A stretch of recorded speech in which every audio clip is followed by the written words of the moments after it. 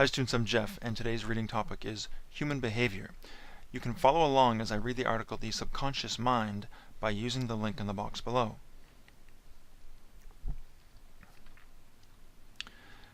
The subconscious mind. The conscious and subconscious parts of the mind are identified, and the role of the subconscious in human behavior is discussed.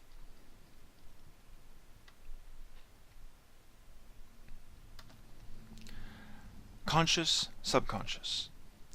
The mind has two parts, the conscious and the subconscious. A useful analogy is an iceberg. The conscious mind is the bit that sticks out of the water. The subconscious mind is the bit hidden away underneath the surface. The subconscious is where all the things that you have learnt to do without thinking are done. For instance, when you first drove a car, you had to consciously work out where to put each foot and how to use each new control. As your driving skills developed, you handed more and more control over to your subconscious mind. Now you are so proficient that you can drive, navigate, and talk to your passenger all at the same time.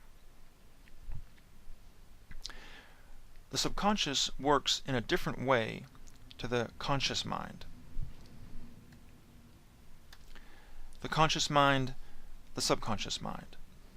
The conscious mind uses rational thought. The subconscious processes symbols.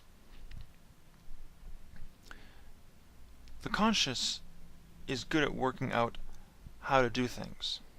The subconscious is good at doing things for you, skills and habits. The conscious works hard at understanding things. The subconscious doesn't care how something works. It will use the first thing it comes across, irrespective of how well it works.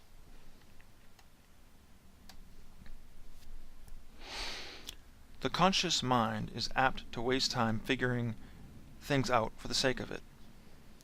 The subconscious will carry on doing things a certain way even when it is abundantly clear that it is not in your best interests. The subconscious processes symbols.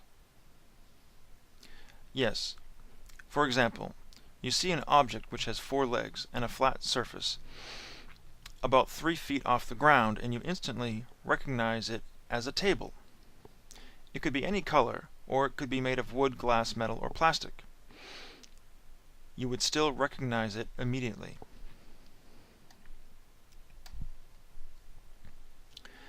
You could walk into a room you've never been in before, see an object matching this description but of a design you've never come across and made of a material you've never seen, and yet you would put something onto this table without a second thought.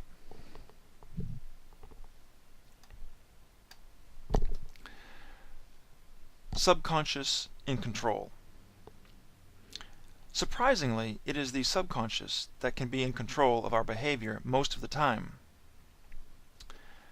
Once you realize that, a lot of things begin to make sense. This is the reason people find it very difficult to stop smoking.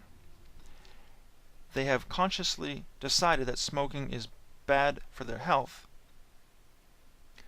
costs a fortune, is ruining their complexion, etc. However, they have not taken into account their subconscious reasons for wanting to carry on smoking.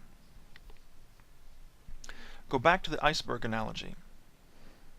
If the little bit at the top wants to go one way and the huge bit at the bottom wants to go the other way, guess who's going to win? That's why it is very difficult to give up smoking without professional help. The subconscious mind and human behavior. Once you understand about the role of the subconscious, you can understand where a lot of odd behavior comes from.